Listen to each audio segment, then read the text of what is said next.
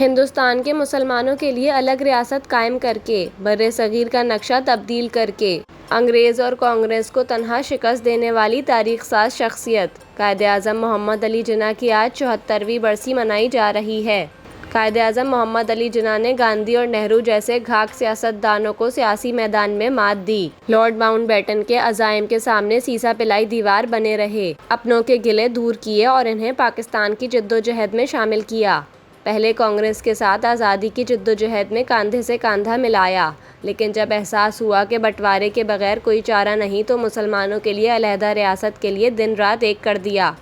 آزادی کے بعد بکھرے ہوئے پاکستان کو مستحکم کرنے کے لیے قائد اعظم نے آخری حد تک کوششیں کیں، لیکن زندگی نے زیادہ موقع نہ دیا۔ اپنی وفات سے پہلے قوم کے نام پیغام میں مستقبل کا راستہ قائد اعظم نے ان الفاظ میں بیان کیا: آپ کی مملکت کی بنیاد رکھ دی گئی ہے، اب آپ کا فرض ہے کہ اس کی تعمیر کریں۔ قائد اعظم محمد علی جناح کا انتقال 11 ستمبر 1948 کو کراچی میں ہوا اور آج ان کی 74ویں برسی منائی جا رہی ہے۔